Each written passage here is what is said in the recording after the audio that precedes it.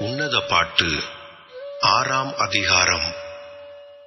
உன் நேசர் எங்கே போனார்?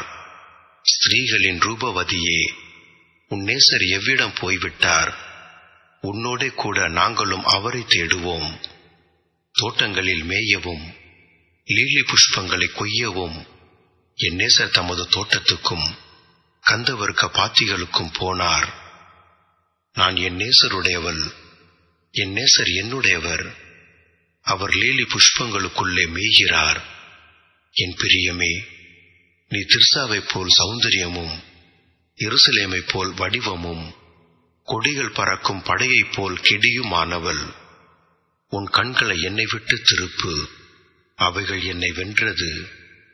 உன் அலகபாரம் கீலேயாத் மலையிலே தலை மேயும் வெள்ளாட்டு மந்தையைப் போல் இருக்கிறது.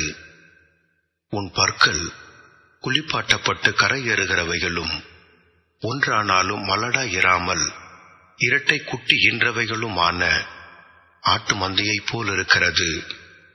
உன் முக்காட்டின் நடுவே உன் கன்னங்கள் வெடித்த மாதுளம் பழம் போல் இருக்கிறது. ராஜஸ்திரீகள் 60 பேரும் மறுமனையாட்டிகள் 80 பேரும் உண்டு. கன்னியருக்கு தொகையில்லை. என் புறாவே, என் உத்தமியே, என் உத்தமியோ ஒருத்தியே. என் புறாவோ, என் உத்தமியோ ஒருத்தியே. அவள் தன் தாய்க்கு ஒரே பிள்ளை. அவள் தன்னை பெற்றவளுக்கு அருமையானவள்.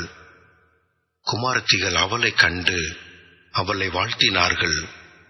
ராஜஸ்திரீகளும் மறுமனையாட்டிகளும் அவளை போற்றினார்கள்.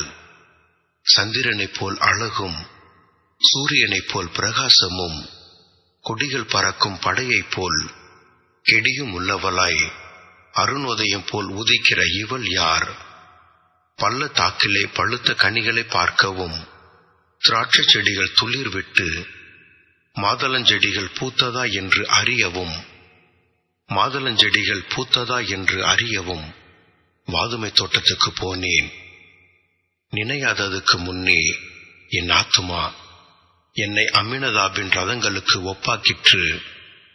திரும்பி வா சூலமித்தியே, நாங்கள் உன்னை பார்க்கும் படிக்கு திரும்பி வா.